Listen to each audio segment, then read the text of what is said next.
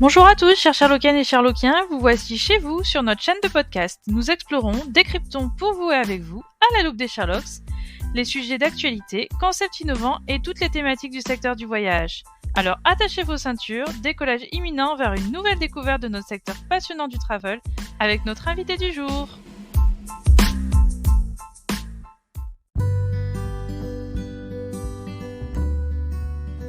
Bonjour à tous, vous êtes sur les Sherlocks du voyage. Aujourd'hui, on reçoit Anaïs Bouchard de Here We Go, qui est chargée de projet technologique et outils marketing chez Here We Go. Anaïs, bonjour. Bonjour. Est-ce que tu peux te présenter tout d'abord et puis aussi également Here We Go et la proposition de valeur de Here We Go du coup. Du coup, comme tu l'as déjà dit, moi je suis chargée de projet technologique et développement marketing au sein d'Here We Go depuis 2019. Et Here We Go, c'est un service transport aérien B2B. Donc, on est seul sur le marché en France aujourd'hui. On travaille pour le compte de tour opérateurs et au nom de nos marques. On a développé notre propre back-office en multimarque. Et en fait, notre valeur ajoutée, c'est vraiment l'humain, en fait, finalement, qui a derrière tout ça, puisque ça fait notre succès. On est en vrai un service transport B2B humain, digital et puis clé en main. D'accord. Et vous vous adressez, du coup, vous traitez pour plusieurs marques de Théo et aussi des agences, hein, c'est ça? Voilà, c'est ça. On a plusieurs, c'est surtout des tours opérateurs. D'accord, ok. Alors, le sujet du jour, en fait, on va parler des attentes des clients et comment, justement, Here We Go y répond. Justement, alors, les attentes des clients ont évolué, justement, avec la Covid, et les voyageurs, ils vont chercher... en particulier sur le moyen et le long courrier des expériences voyage. Et ils vont regarder aussi l'offre produit. Et du coup, la question, c'est de savoir comment, justement, chez Here We Go, vous répondez aux attentes actuelles des voyageurs. Alors, en fait, nous, dans l'équipe, c'est vrai qu'on ne comprend pas comment aujourd'hui, le seul critère qui est poussé par les moteurs de recherche, tout ça, c'est le prix, alors que les services de compagnie ne sont pas tout au même niveau. Il y a le service à bord, le routing, le temps réel de transport, tout ça. Et puis aussi, du coup, pendant le Covid, il y a des compagnies qui ont été plus honnêtes et plus sérieuses que d'autres, notamment par rapport au remboursement. Et c'est là où notre métier de conseil, il a vraiment une grande valeur ajoutée par rapport à tous ces paramètres. L'achat d'un billet, il est quand même hyper complexe. Et en fait, de connaître toutes les composantes, c'est ce qui fait que le voyageur, il va avoir du coup tout le confort pendant son voyage. Aussi, pour répondre aux attentes de nos voyageurs, nous, on a un outil de réservation simplifié pour les non-experts du GDS qui vont permettre du coup aux vendeurs de répondre aux attentes de leurs clients, de leurs contraintes et de leurs demandes spécifiques. Puis après, c'est vraiment être à l'écoute.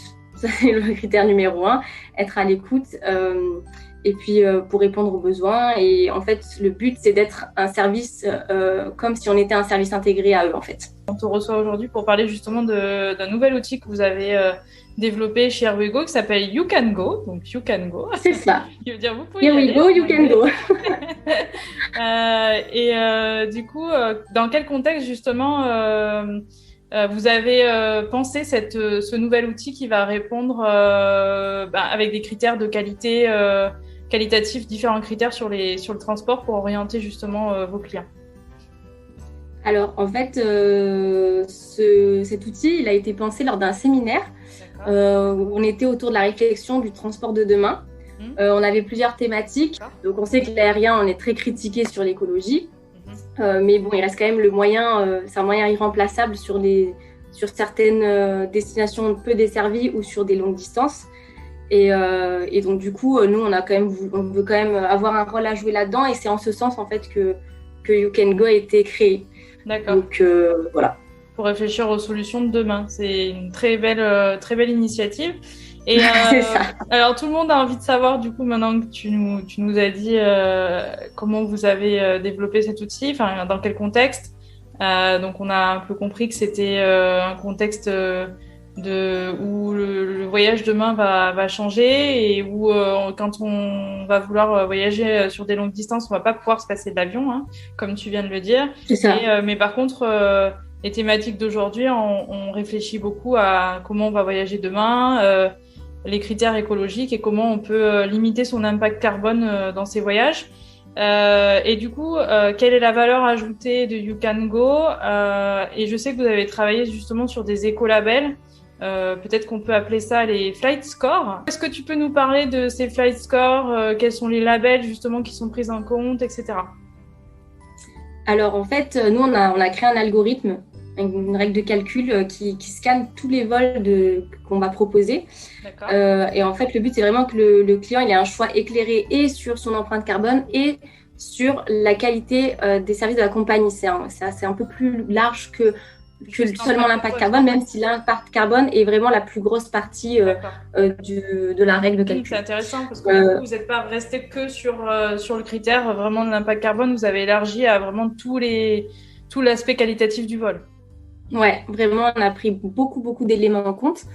Et effectivement, on s'est inspiré un petit peu des Nutri-Score avec des voyants rouge, orange, vert. Donc, Flight Score, moi, ça me va, je trouve ça très bien. On a pris du coup en compte plusieurs critères. Donc, le premier, le plus gros qui prend le plus de place, c'est l'empreinte carbone.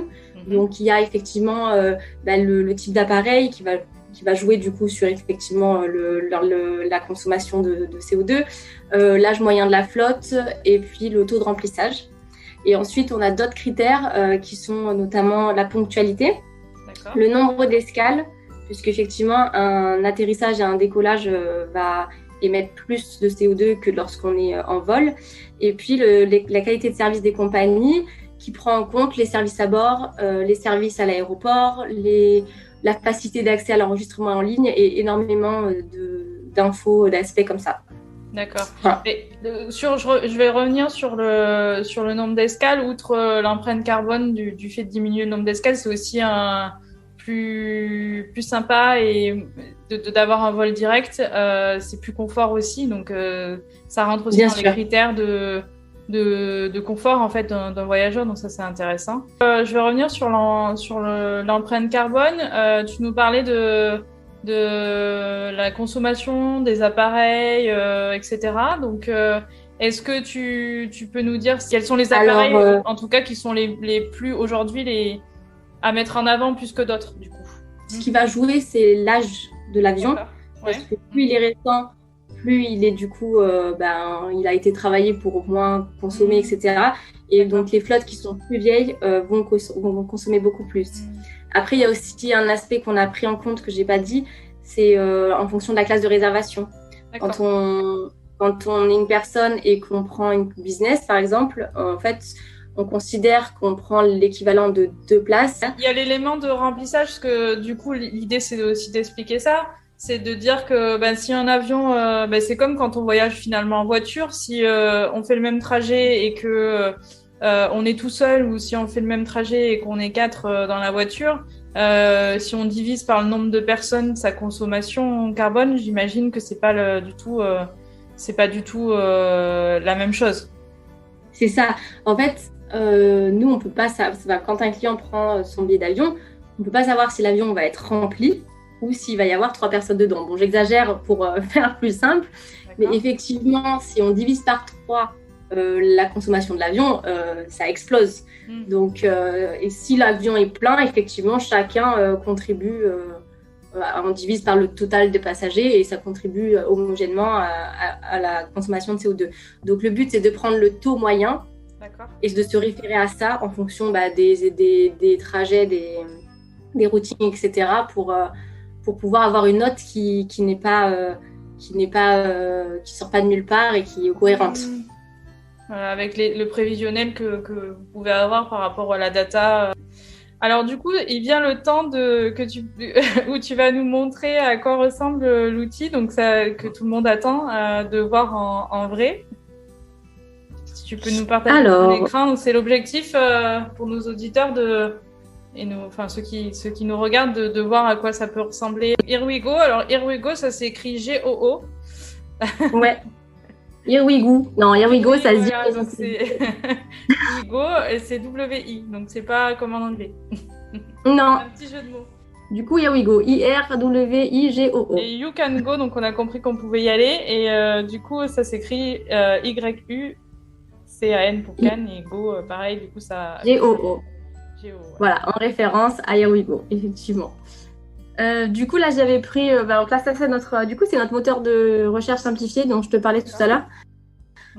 Donc, on n'est pas en B2C, hein, forcément, c'est un peu plus. Un peu moins UX, mais ça fait le taf. On a donc, du coup, voilà, là, ça c'est la note qui correspond à notre You Can Go. D'accord. Avec la moyenne de la page de recherche. On a le plus rapide, le moins cher, le choix Here We Go. Et donc, nous, on propose le meilleur choix. D'accord, donc vous orientez en fait le client par rapport à la notation Voilà. Après, nous, on donne l'info. Le client, lui, il fait comme il veut. Et si effectivement, si son voyageur est sensible à ça, il va le prendre en compte. Si son voyageur est sensible à autre chose. Voilà, nous, ce qu'on fait, c'est vraiment redescendre de l'information experte. Et ensuite, après, ça sera en fonction des besoins et des préférences du client. Cette approche, elle est super intéressante parce que du coup, il y a beaucoup de personnes qui disent que bon voilà, tout le monde n'est pas sensible à l'environnement ou à ces problématiques-là.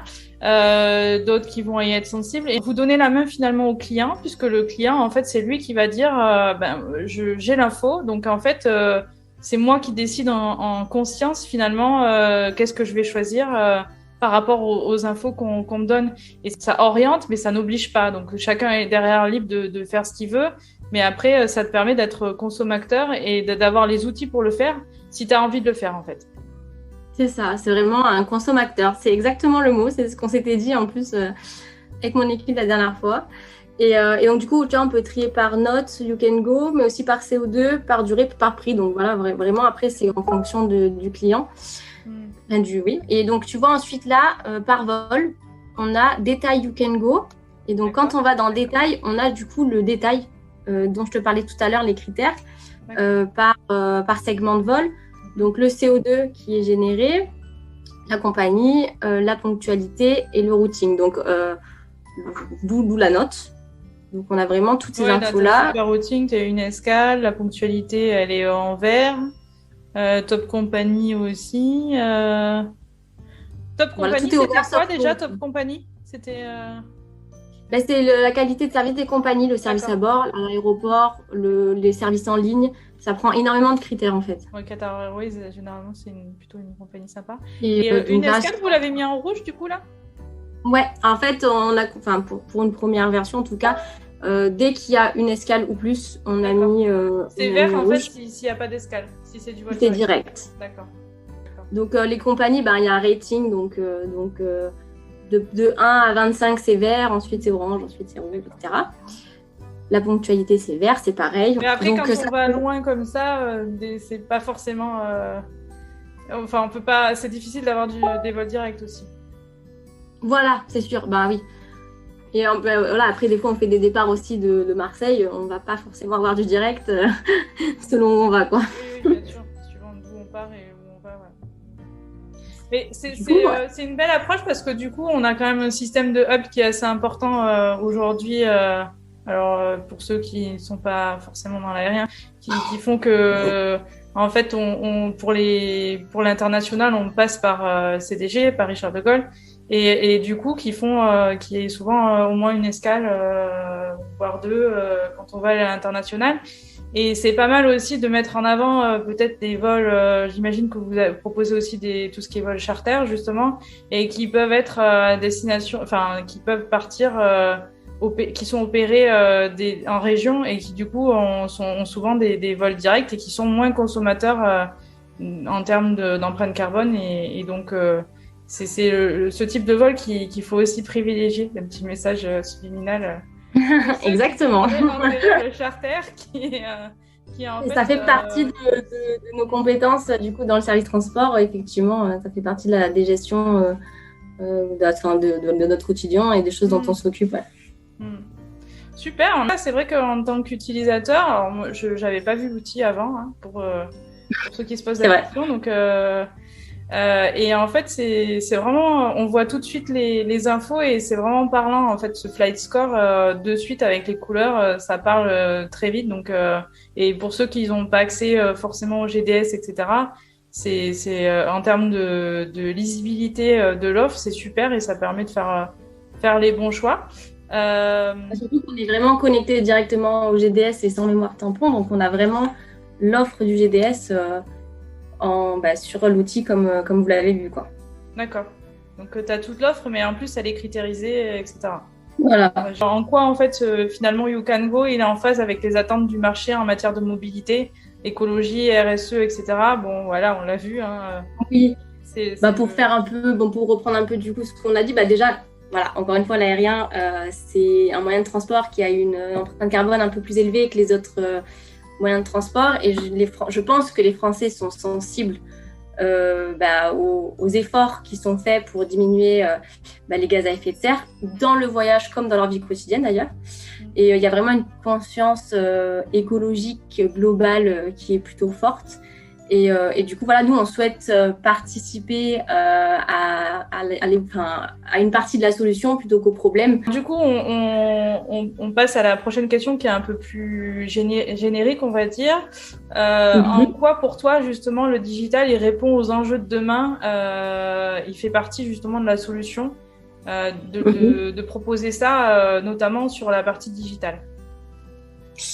En fait, aujourd'hui, en quelques clics, et en quelques millièmes de secondes, on a des informations sur Internet. Donc, il faut forcément s'adapter. Nous, au niveau de l'écologie, c'est vrai qu'on a, dans nos stratégies, on le prend en compte dans la techno comme dans les autres pôles quand c'est possible. Bien évidemment, c'est pas toujours possible, malheureusement, surtout dans l'aérien. Notre objectif, c'est de développer nos outils pour avoir une réponse pertinente. Mais on est conscient que les développements technologiques qu'on fait et notre digitalisation ne remplacent pas l'humain. Et c'est deux choses qui sont complémentaires en fait. Le service transport qui va permettre de répondre aux problématiques si on a c'est pas ça, chaque marque en ligne, en fait.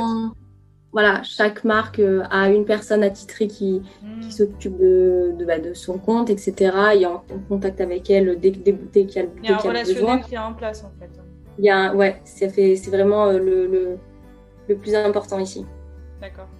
Donc il y a deux choses, il y a vraiment le relationnel et les outils techno qui font que la combinaison des deux fonctionne très bien. C'est super de rappeler ça parce que c'est important de rappeler que la technologie elle est au service de l'humain et pas forcément elle va remplacer l'humain parce qu'il y a pas mal de discours qui vont dans un sens où on explique que la technologie va remplacer les hommes alors que pas du tout. Elle est plutôt en aide à la décision et là on le voit très clairement avec cet outil.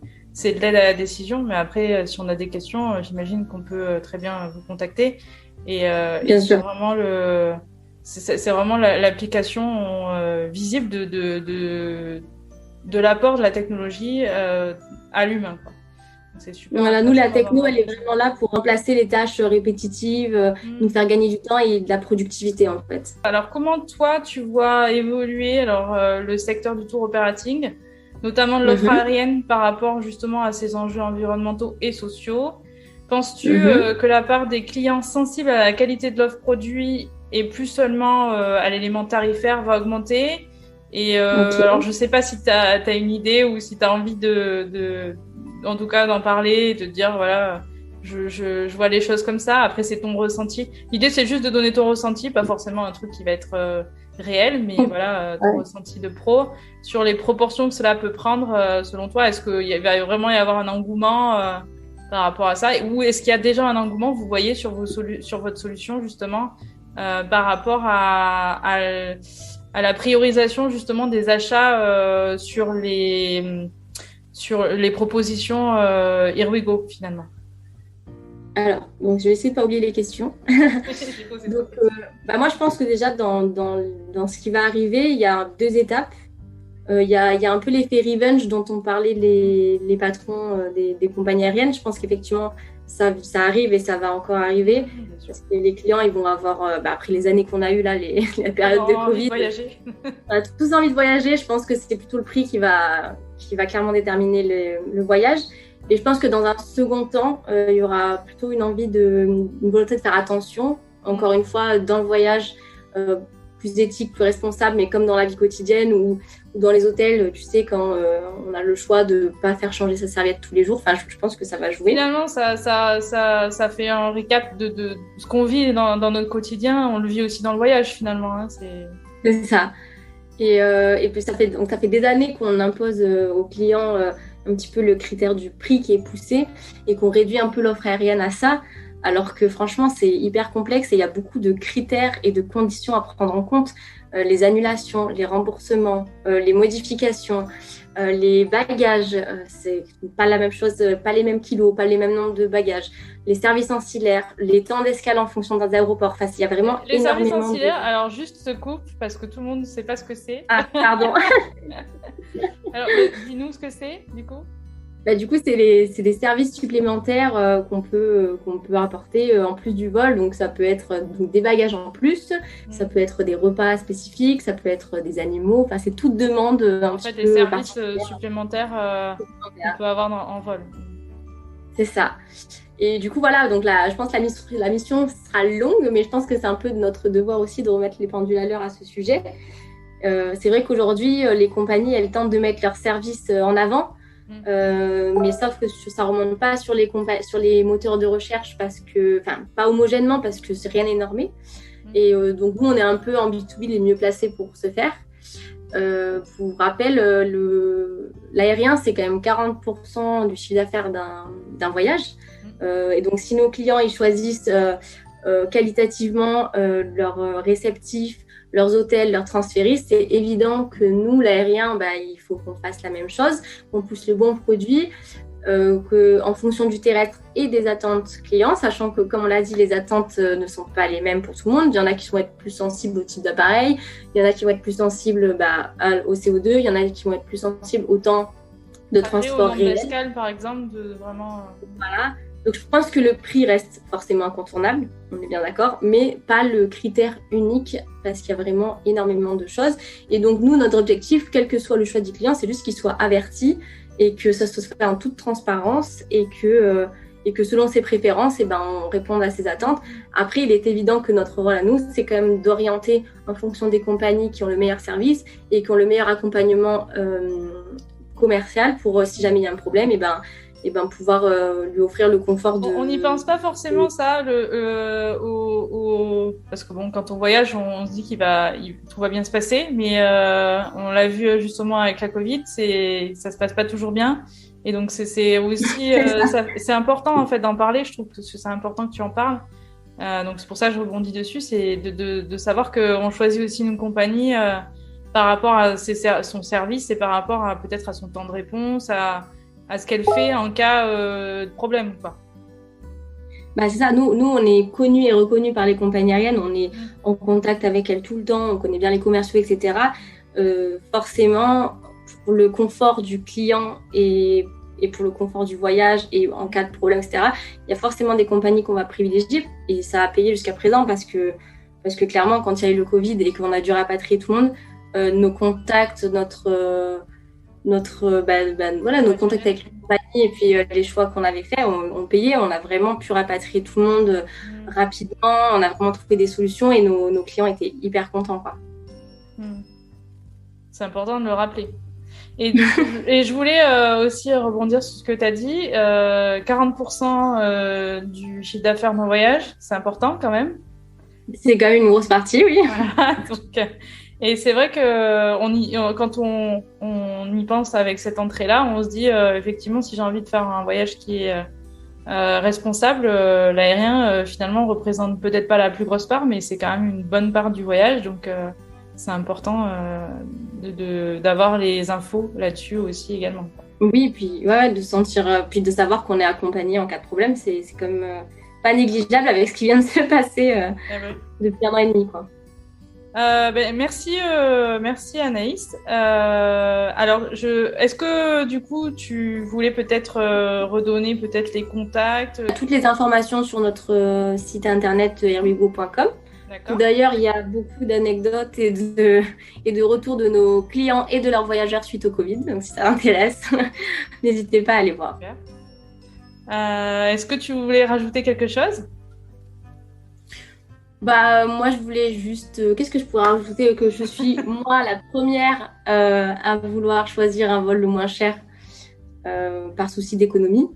Et c'est vrai que s'il y avait ce genre d'informations sur les moteurs de recherche et sur les compagnies, je pense qu'à vol équivalent, je prendrai celui qui est plus cher parce qu'il a un meilleur impact pour l'environnement. Et j'espère que du coup, effectivement, ça ira dans ce sens et que les pros du tourisme dans l'aérien et les compagnies aériennes iront dans ce sens. Et voilà. C'est un beau message. En tout cas, alors nous, on a été super ravis en tout cas de recevoir sur les Sherlocks du voyage. Et aussi, comme tu es plutôt de la nouvelle génération du voyage, c'est super de pouvoir avoir cette vision-là du voyage de demain et de comment la jeunesse voit le voyage de demain, puisque en fait, c'est les pros du voyage et la jeunesse qui va faire bouger les choses. Et c'est aussi une partie de la clientèle de demain. Donc, c'est important que ce message, finalement, soit entendu, relayé. Et donc, on est super ravis de t'avoir reçu, toi, en particulier par rapport à cette vision-là de la jeunesse. Merci beaucoup. C'était un vrai plaisir de répondre à tes questions. Merci. Et à bientôt pour de prochaines interviews sur les Sherlocks du voyage. Ciao. Quand tu veux.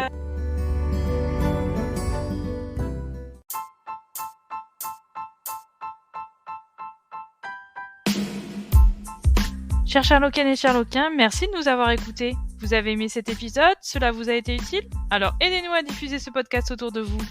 Comment? Tout simplement en vous abonnant, en partageant notre podcast sur les réseaux sociaux ou encore en nous laissant un avis 5 étoiles sur votre plateforme d'écoute préférée. Retrouvez-nous également sur notre site www.lessherlocksduvoyage.fr ainsi que sur nos pages LinkedIn, Facebook, Instagram et Twitter. D'ici là, on vous dit à très vite pour un nouvel épisode à la loupe des Sherlocks pour découvrir un nouvel invité passionné et passionnant du secteur du voyage. Sherlocks m'en votre!